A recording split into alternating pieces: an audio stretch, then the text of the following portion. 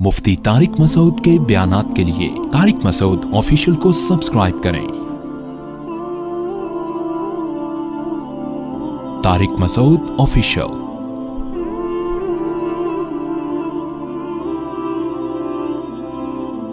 आपको पता है रशिया में ये जब ये कम्युनिज्म फैला है ना रशिया में, और सोशलिज्म जब रशिया में फैला है, और उन्होंने कहा कि इंसान ये जो मिल्कियत है ना, मिल्कियत हर चीज़ की गवर्नमेंट मालिक होगी, शख्सी मिल्कियत का इनकार किया ना रशिया ने। आपको पता है ना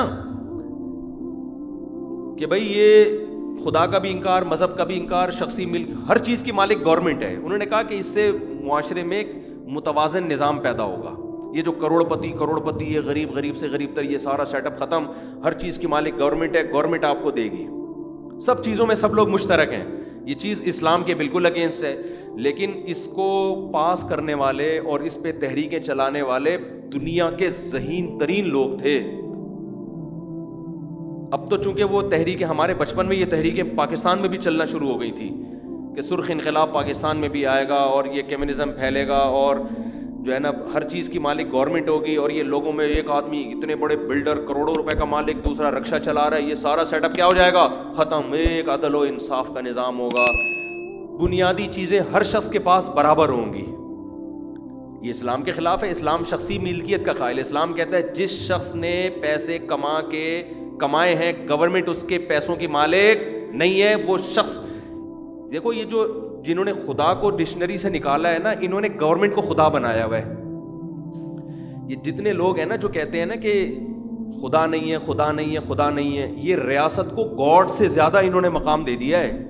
खुदा कितना टैक्स लेता है साल में, बोलो ना, 2.5% लेता है, और वो भी हर एक से नहीं, मालदारों से, और मालदारों की भी हर चीज पे नहीं, सिर्फ 4 चीजों पे। आपने अगर फ्लैट लिया है किराए पर दे दिया, अल्लाह कहते हैं फ्लैट की ज़कात नहीं है। आपने फ्लैट बेचने के लिए लिया तो उस पे ज़कात है। गाड़ी आपने रेंट पे चलाने के लिए ली, गाड़ी पे ज़कात नहीं है। गाड़ी बेचने के लिए खरीदी, उस पे ज़कात है। तो हर चीज़ पे नहीं है, सिर्फ सोने चांदी, माले तिजारत और नकदी, इन चीज़ों पे है। और उसका भी एक सिलेबस है, और वो भी साल में एक दफ़ा, और वो भी किस्तों में भी दे सकते हो। और देनी भी अल्लाह को डायरेक्ट नहीं है, जाके अपने मामू को दे दो आप अगर गरीब है, बस अल्लाह कहते हैं मुझे मिल गई वो। अपने भांजे को दे दो, अपनी बहन को दे दो, अपने भाई को दे दो। क्या हो गया? कितना खूबसूरत खुदा की रियासत का कानून, जो टैक्स को, जो खुदा का मुतय्यन करदा टैक्स है, कितना खूबसूरत है या नहीं है? बोलते क्यों नहीं भाई? खुदा इसके अलावा किसी और टैक्स का कायल नहीं है। और अल्लाह बकरीद में कहता है एक और टैक्स है, जानवर काट के गरीबों को खुद भी खिलाओ, गरीबों को भी खाओ, खुद भी मोटे हो जाओगे, प्रोटीन मिलेगा तुम्हें। बकरीद में तो हमारे ही मजे हो रहे होते हैं, नाम होता है इबादत का, लेकिन लासानी के कट्टे भी चल रहे हैं, लासानी वाले भी नोट छाप रहे हैं, और जनाब लोग कट्टे बना के, मेरा कोई लासानी ने कोई कमीशन पे नहीं रखा हुआ कि बयान में उनका पास लोगों को वैसे ही तज़किरा आ जाता है। लासानी वालों से मैं कभी मिला भी नहीं हूँ, क्योंकि अब ना हर चीज़ पे कहते हैं, अब लगता है बेटा ये लासानी से कोई इनका कमीशन चल रहा है। खैर, मोटे मोटे कट्टे बिकते हैं, कटते हैं, गरीबों के पेट भरते हैं, ये इबादत है, ठीक है ना। और फितराना इबादत है, अल्लाह के टैक्स में फितराना आता है, वो भी इतना थोड़ा सा रख दिया, 2.25 किलो गंदम, वो भी अपने बहन को दे दो, अपने भाई को दे दो, अपने भतीजे को दे दो, सास को दे दो। सिर्फ माँ बाप को और औलाद को नहीं दे सकते ज़कात, क्योंकि माँ बाप को देने में गोया को वो लौट के खुद ही आ रही है ना। बीवी को नहीं दे सकते इसलिए कि उसका तो नान नफके में फिर जेब खर्ची में ज़कातें काटता रहेगा, ठीक है ना, उसका फायदा खुद ही। लेकिन सास को भी दे सकते हो, ससुर को भी दे सकते हो, दामाद को भी दे सकते हो, बहू को भी दे सकते हो, बहन को भी दे सकते हो, भाई को भी, बल्कि डबल सवाब है।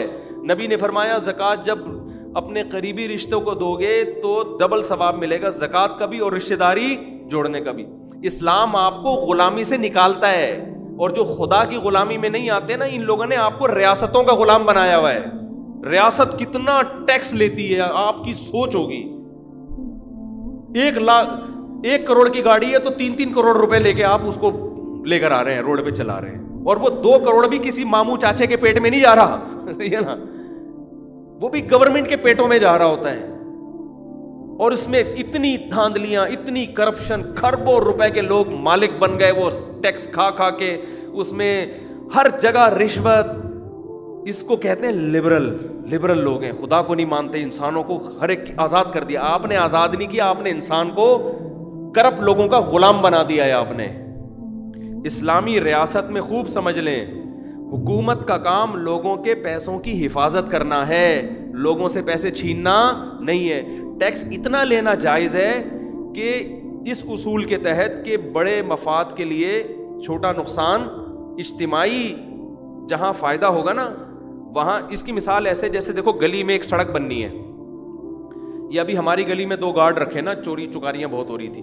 اب گارڈ رکھے ہیں تو ان گارڈوں کی تنخواہ ہر گھر سے لی جائے گی نا، تو یہ ٹیکس جائز ہے کہ بھائی یہ گارڈ کے مصارف محلے والوں نے پورے کرنے ہیں، یہ چور چکے سے بچنا. اب اگر اس میں کوئی ایک گھر کہتے ہیں میں نہیں گارڈ کی تنخواہ دے رہا، بھائی تیرے باپ کو بھی دینی پڑے گی، کیونکہ جب سب کے لیے رکھا ہے تو آپ کو بھی دینا پڑے گا.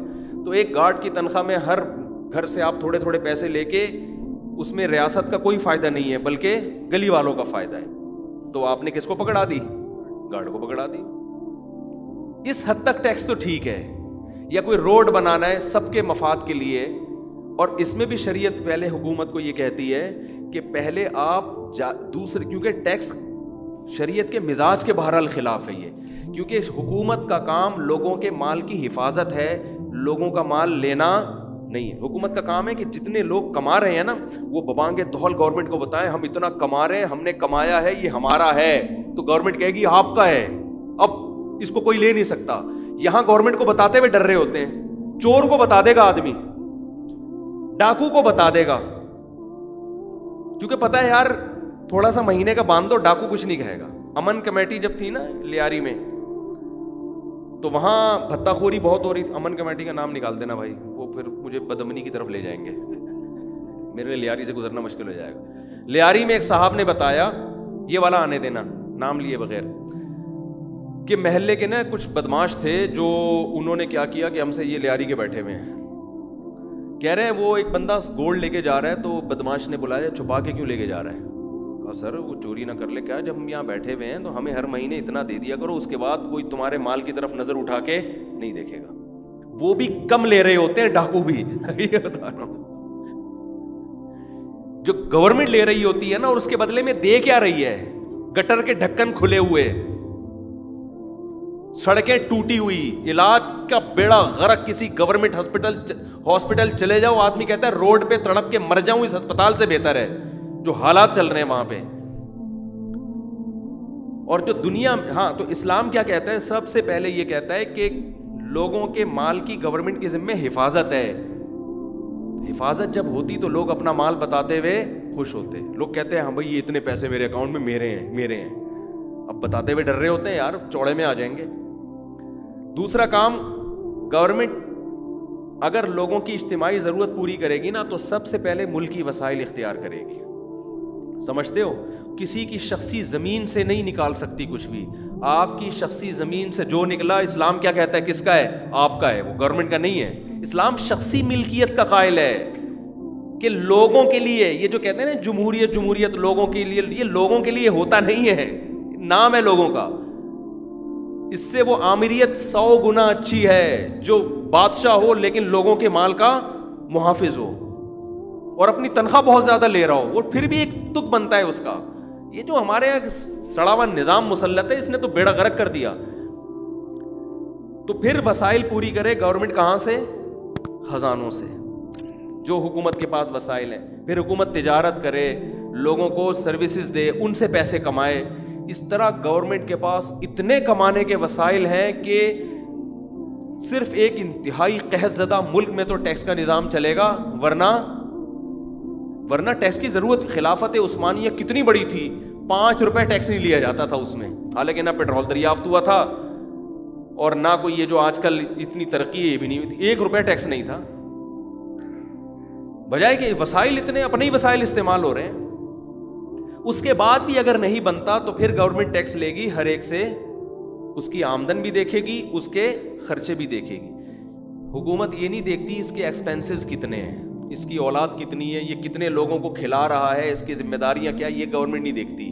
گورنمنٹ یہ دیکھ رہی ہوتی ہے اتنا کما رہا ہے تو اس پہ ہمیں اتنا دو. ابے بھائی جب وہ اتنا کما رہا ہے تو جن پہ خرچ کر رہا ہے وہ اسی قوم کے ہیں نا، صحیح ہے نا، تو یہ تو آلریڈی کر رہا ہے خرچ. سارا گند، کیونکہ اسلام نہیں ہے تو اب ہر چیز پہ لیبل لگا لیا ہے، اور عدل کا، حالانکہ وہ عدل نہیں ہے. پھر بھی ٹیکس دیا کرے، ورنہ ملک میں کوئی ٹیکس سے روک نہیں رہا آپ کو، میں تو بتا رہا ہوں نظام گندا ہے. ٹیکس دینے کا مشورہ اس لیے دے رہا ہوں کہ یہ نہیں دیں گے تو اور گندا ہو جائے گا، کوئی اچھا نہیں ہونے والا. میرے پاس کچھ حکومت کے اہلکار بھی آئے، انہوں نے کہا کہ یہ آپ لوگوں کو ترغیب دیا کریں کہ اپنی آمدن شو کیا کریں، ٹیکس دیا کریں. میں نے کہا تاکہ وہ چوڑے میں آ جایا کریں. آپ یہ بتاؤ، اصل میں یہ کہنا چاہ رہے ہیں کہ ہم لوگوں کو چوڑے میں لائیں.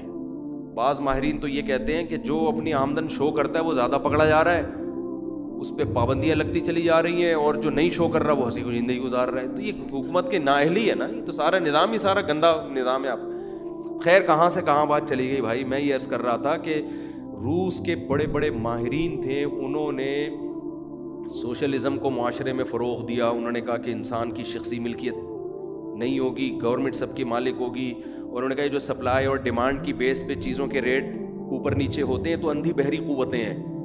حدیث میں آتا ہے ان اللہ هو المسعر، چیزوں کی قیمتیں کون متعین کرتا ہے؟ اللہ. یہ حدیث میں آتا ہے. صحابہ نے نبی سے پوچھا یا رسول اللہ آپ حکم دیں کہ ہم چیزوں کے ریٹ متعین کر دیں تاکہ نہ کوئی اس سے کم پہ بیچے نہ اس سے زیادہ پہ. آپ نے کیا فرمایا؟ ان اللہ هو المسعر، چیزوں کے ریٹ کون متعین کرتا ہے؟ اللہ. اللہ کو جو چیز سستی کرنی ہوتی ہے زیادہ پیدا کر دیتا ہے، مہنگی کرنی ہوتی ہے کم کر دیتا ہے. اس لیے اسلام میں شدید مجبوری کے بغیر چیزوں کے ریٹ متعین کرنا بھی جائز نہیں ہے. دعوا الناس یرزق اللہ بعضهم ببعض، صحیح حدیث. فرمایا لوگوں کو بزنس سے آزاد چھوڑ دو، آزاد چھوڑ دو، اللہ ایک دوسرے کے ذریعے ان کو کھلائے گا. آزاد چھوڑ دو، کوئی نہ ریٹ متعین کرو، جس نے جو بزنس کرنا ہے کرے. حکومتوں نے آزاد نہیں چھوڑا ہوا. جو کسان فصل اگاتا ہے نا، وہ 50 سال پہلے چڈی بنیان میں گھوم رہا تھا، دھوتی بنیان میں. آج بھی کس میں ہے؟ دھوتی بنیان. اتنی محنت کر کے ٹکا بھی اس کے ہاتھ میں نہیں آ رہا. کیوں؟ چند تاجروں کا قبضہ ہے. کس کا قبضہ ہے؟ چند تاجروں. انہی تاجر کو یہ گندم بکے گی، اس کے علاوہ کوئی تھرڈ پارٹی بیچ میں نہیں آ سکتی. اور ان تاجروں کو کیوں بکے گی؟ وہ بینکوں سے کروڑوں روپے قرضہ لے کے اٹھا لیتے ہیں، ان کے باپ کا 1 روپیہ بھی نہیں جا رہا ہوتا اس میں. ہائے ہائے ہائے ہائے کیا آبادی. اب معیشت پہ بیان چلا گیا، کسی اور طرف جا رہا ہے. بس یہ کمپلیٹ کر دوں. دیکھو یہ جو سودی نظام ہے نا، جو گوروں نے ہم پہ مسلط کیا، یہودیوں نے، اس کا کیا نقصان ہے؟ آپ کے پاس دیکھو، اگر اللہ یہ سودی نظام نہ ہوتا، بینک آپ کو 5 روپے بھی نہیں قرضہ دیتا. کیا خیال ہے؟ پھر تاجروں سے جو مال اٹھانے والے لوگ ہوتے ہیں نا، یہ وہی ہوتے جنہوں نے محنت سے پیسہ کمایا ہوا ہوتا. سوری، کسانوں سے مال اٹھانے والے. اور اس میں سب آزاد ہوتے. میں بھی جب چاہتا مال اٹھاتا، آپ بھی چاہتے، کیونکہ کسی کے پاس اتنے کروڑوں روپے ہوتے ہی نہیں کہ بینک سے ٹھگ کر کے قرضہ لیا، گندم اٹھائی، مارکیٹ میں بیچا، بینک کا تھوڑا سا سود دے کے واپس کر دیا. ایسا ہوتا ہی نہیں. اور اگر بینک میں مزاربت کی بیس پہ پروفٹ ہوتا کہ بینک کہتا ہے میں 1 کروڑ اگر دے رہا ہوں تو 1 کروڑ پہ تجھے جو پروفٹ ہوگا نا، اس پروفٹ میں مجھے پرسنٹیج چاہیے، تو بھی معیشت میں اعتدال پیدا ہوتا. اس لیے کہ دیکھو 1 کروڑ بینک نے آپ کو دیا، آپ نے گندم اٹھائی، مارکیٹ میں سیل کی. جتنی مہنگی کر کے سیل کرو ٹینشن نہیں ہے. وجہ اس کی کہ جتنی مہنگی سیل کرو گے بینک کا پروفٹ اتنی پرسنٹ بڑھے گا. بینک کا جتنا پروفٹ بڑھے گا نا، تو جن لوگوں نے بینکوں میں اکاؤنٹ کھولے ہوئے ہیں ان کے پروفٹ کا ریشو بھی اسی حساب سے بڑھ جائے گا. پولیس بلاؤ بھائی، اس کے علاوہ بات سمجھ میں نہیں آئے گی. دیکھو بینک پھر اکاؤنٹ جب کھولے، آپ بینک میں اکاؤنٹ کھولیں گے، آپ نے بینک میں 1 کروڑ روپے رکھوائے، آپ بینک سے یہ ایگریمنٹ نہیں کرو گے کہ 1 کروڑ میں مجھے 2 لاکھ چاہیے. آپ کرو گے 1 کروڑ پہ تیرا باپ جتنا کمائے گا نا، مجھے پرسنٹیج چاہیے اس سے. تو سالے نوٹ چھاپنے کی مشین بنا ہوا ہے اور مجھے 2 لاکھ پکڑا کے خوش ہو رہا ہے کہ یار مجھے 1 کروڑ پہ 2 لاکھ ملے. یہ نہیں پتا ہوتا اس بے وقوف عوام کو کہ 1 کروڑ پہ 2 لاکھ جو تمہیں ملے ہیں، اس میں جو 1 کروڑ میں جتنی چیزیں تم 1 مہینہ پہلے خرید سکتے تھے نا، اب وہ 1 کروڑ 12 لاکھ میں آ رہی ہے. تمہارا پروفٹ تو ٹکے کا نہیں ہوا. کیا ہو گیا؟ یہ بات میرے جیسے مولوی کو سمجھ میں آ رہی ہے، ہمارے ماہرین معیشت کو سمجھ میں نہیں آ رہی، کیونکہ خدا کی ہدایت نہیں ان کمبختوں کے پاس. یہ گوروں سے پڑھ کے آئے ہوئے ہیں. خدا کی طرف سے ہدایت، میں بتا رہا تھا نا، بکری کا بچہ جو ماں کے تھنوں کی طرف جاتا ہے، خدا نے سکھایا ہے ماہرین نے آج کے پڑھے لکھے لوگوں نے نہیں سکھایا. اگر وہ یونیورسٹی میں پڑھ لیتا نا بکری کا بچہ, وہ نیڈو اور ڈبے کے دودھ کی طرف جاتا, وہ بکری کے تھنوں کی طرف, وہ کہتے ہیں اس میں جرمز لگے ہوئے ہیں. ہاں وہ میڈیکل سائنس پڑھا گا, جراثیم شدہ ہے یار, دھویا بھی نہیں ہے میرے مالک نے آج, بیڑا غرق ہو جاتا اس کا. معیشت میں بھی خدا نے ہمیں بتایا ہے کہ معیشت کیسے اعتدال پہ آتی ہے. آپ ماہرین معیشت سے پوچھ رہے ہیں جا کے, ان کو کیا پتا, وہ تو IMF سے قرضے لیتے رہیں گے, بیڑا غرق کر دیا آپ کے. اور ان کو ایسا سکھایا جاتا ہے کہ ایسا دماغ پہ جادو ہوتا ہے, یہ سمجھتے ہیں ان قرضوں کے بغیر ہم چل ہی نہیں سکتے. اب تو خیر قرضوں میں اتنا جکڑ گئے ہیں کہ قرضہ اتارنے کے لیے مزید قرضہ لینے کے علاوہ ہمارے پاس کوئی آپشن بچا ہی نہیں ہے. اب تو شاید میں بھی وزیر اعظم بنا تو آتے ہی سب سے پہلے کروڑوں روپے کا قرضہ لوں گا تاکہ پرانا والا تو ختم ہو نا. تو بیڑا ہی غرق کر دیا نا اب تو.